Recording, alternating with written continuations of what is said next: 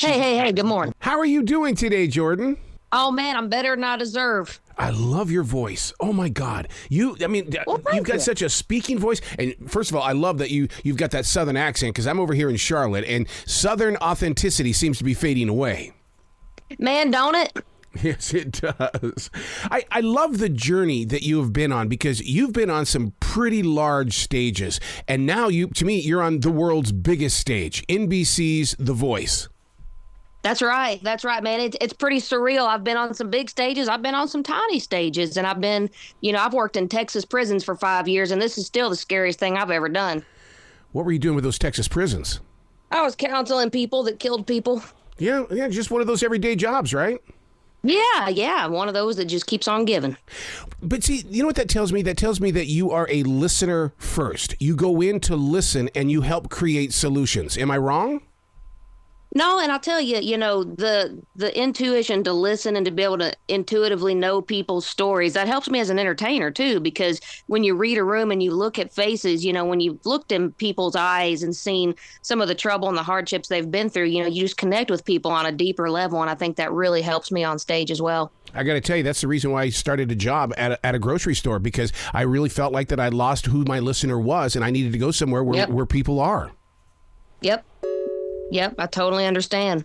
But that takes courage and confidence to put yourself in front of people like that, because judgment is always just one whisper away. Oh, it is. Well, at least on Facebook, they don't whisper, they shout it. Where do you get your humor from? Oh, well, if you ask my mama, it came from my daddy. If you ask my daddy, it comes from the Lord. So you got to tell me about the town that you live in Tennessee, because it's not famous, but yet I have a feeling you're about to get a plaque somewhere, because they do that in so many southern cities. Home of blank.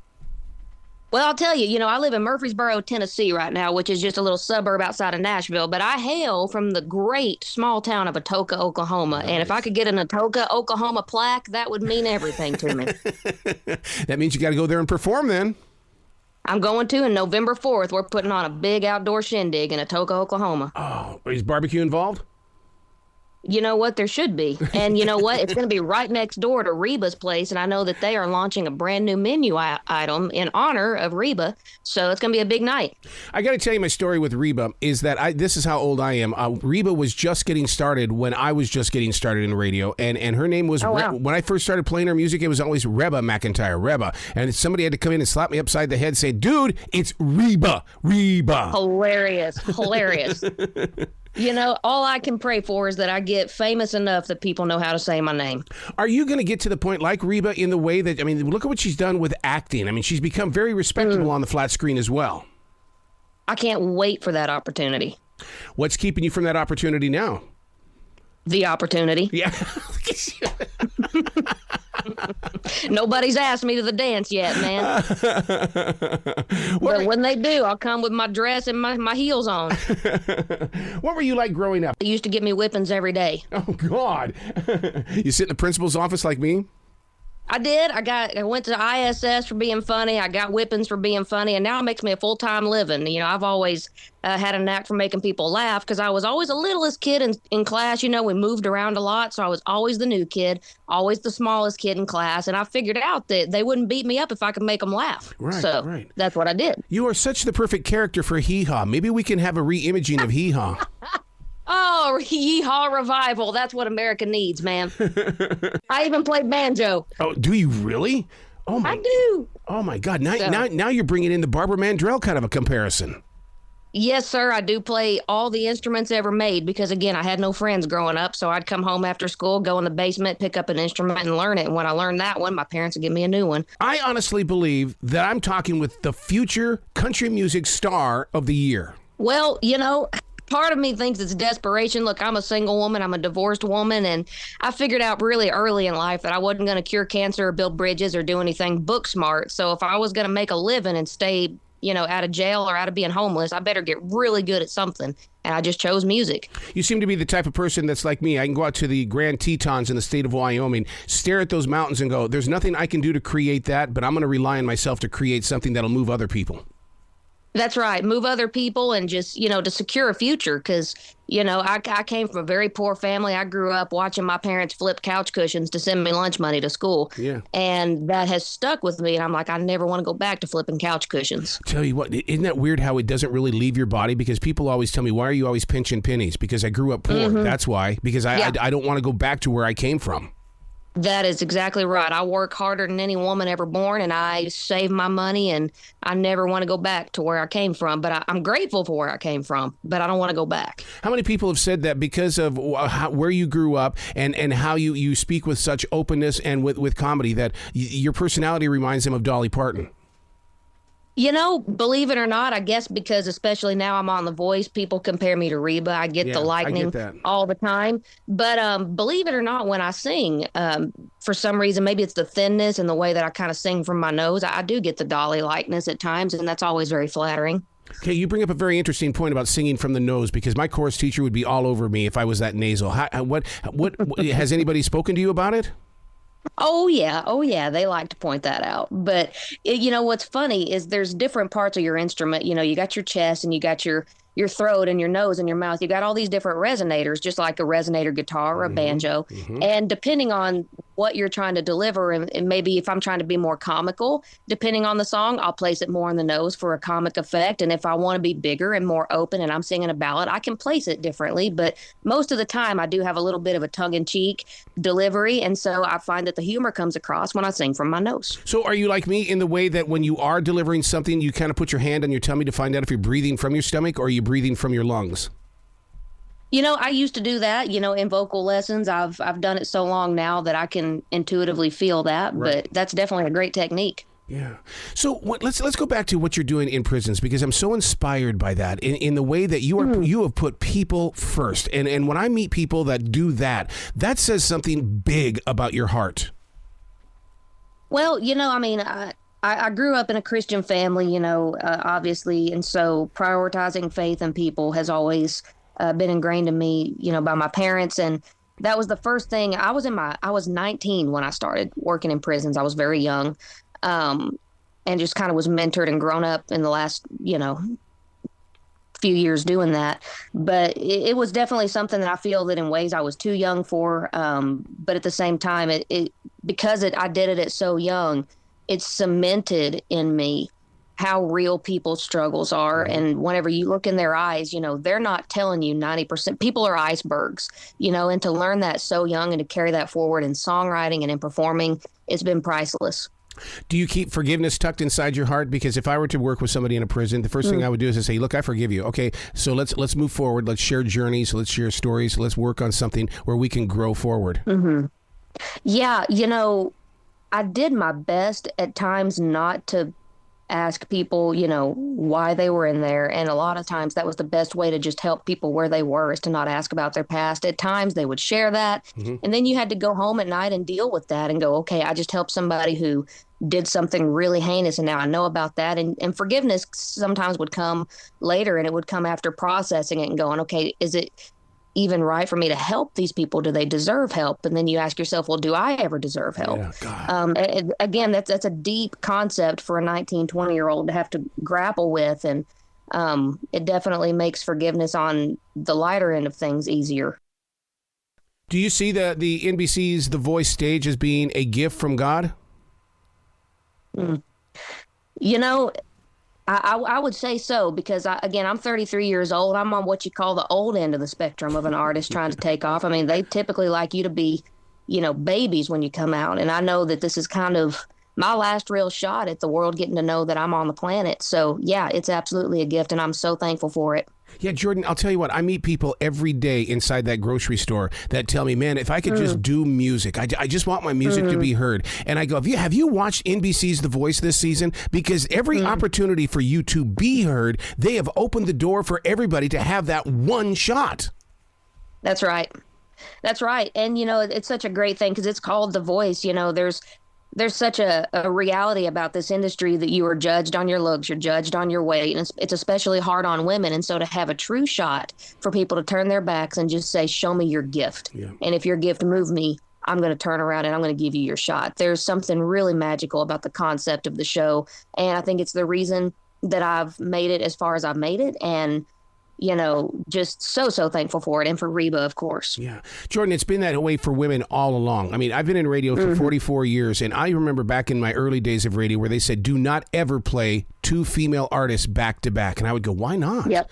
But it's never been an easy journey for the artist.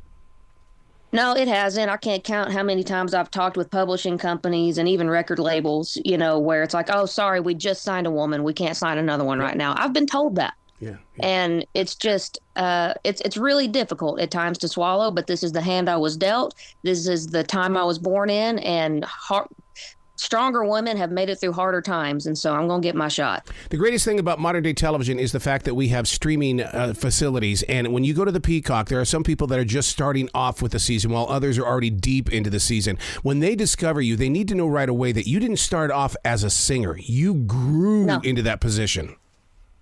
That's correct. I had a birth defect that greatly affected my speaking voice and my singing voice, to the point I had a 1-octave range, which if you know anything about music, that's a very small range to be able to sing. It's basically, you know, A, B, C, D, E, F, G. That's about as far as I had.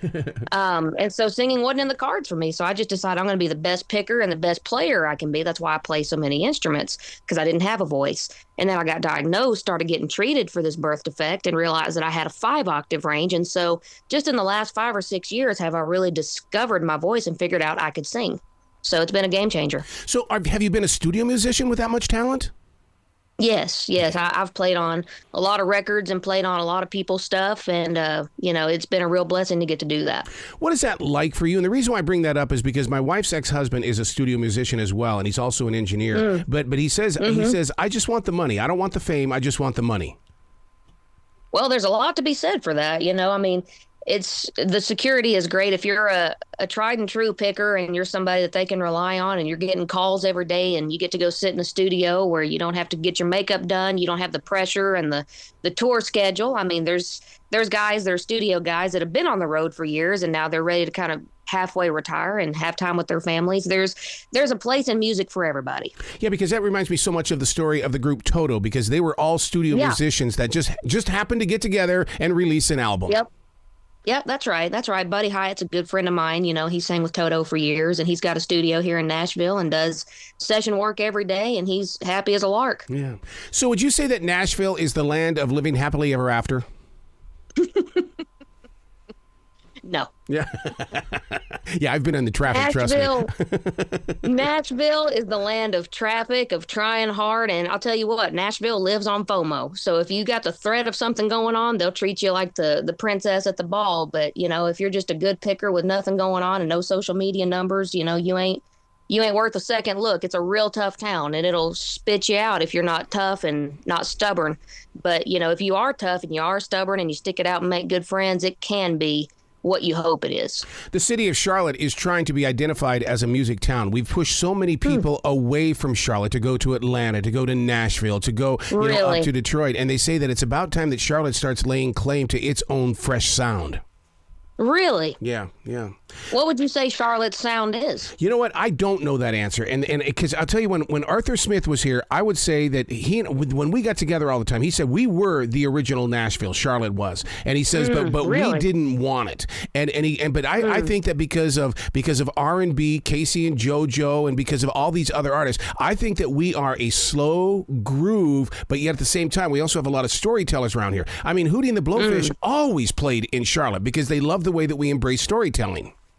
Man, that's fascinating. I'm going to have to hit Charlotte because I'm a storyteller myself. Yeah, see, and there's that, and we're finally getting all these different music venues. In fact, there are so many musicians playing right now that on every Thursday night, there's a grocery store somewhere in Charlotte that's got live music. We have it every Thursday night. You're kidding? No, Harris Teeter, man. We've got our grocery store is filled with music, and people come there to drink wine, to drink beer, to shop, to have a celebration as a community. That's amazing. I want to be a part of that. Absolutely. And see, and that's what I love about musicians nowadays is that it's not always about that gigantic stage. No, it's about connecting with people. Yeah. So what have you learned being so open with your music? Because so many times we go inward, but we don't want to push ourselves outward. We save that for the stage. Well, again, as a songwriter myself, believe it or not, I tend not to get super personal in my songwriting. I love to tell big, tall tales. I like to tell stories about women burying their husbands in the rose garden and things like that. I love to make up stories. But, the personal touch comes from the delivery, and it's telling other people's stories. And again, I'm somebody whose trademark is wearing shades. And so, they can't always see my eyes. I like being a little bit of a mystery. That personal touch just comes from every ounce that I leave on the stage, and of course the meet and greets afterward and getting to connect with people. So it's definitely a hodgepodge of mystery and finding ways to still connect with people while maintaining a little bit of that persona. Has anybody come up to you and said, man, you're bringing up the old performers of the 60s, question mark, and the Mysterians? No, nobody has, but I mean, everybody's got something to say about the shades and about me wearing black. Especially some of the older folks are like, "You're so pretty, don't hide behind them shades." And bless your heart. Bless your heart. Why are you wearing them glasses? You're so pretty. I'm like, well, I can't say that on radio. I shouldn't. I was going to say something funny, and it is funny, but I get in trouble. But basically, I show what I want to show to who I want to show when I want to show it. Absolutely. It worked very well for 50 years for the group Kiss. We didn't know what they looked like. That's true. And the thing is, with that, you get to age gracefully, and nobody knows the difference. Either that or become Bart Simpson. You never age. True. Where can people go to find out more about you and so they can give you a lot of love, Jordan? Well, listen, you can actually go find me on jordanrainerofficial.com. That's a way you can show me love, but my website is the best way that I can show my fans love back. That's where my fan club is located. And if you join one of my fan club tiers, I tell you what, you get the star treatment, you get behind the scenes access, you get virtual VIP passes, you get Zoom calls with me once a month, jordanrainerofficial.com, and of course, all the social media platforms as well. You got to come back to this show anytime in the future, Jordan. Oh, man, thank you so much. You've been an absolute blast. Well, you be brilliant today, okay? That's the plan. You too. Okay, bye-bye. Bye.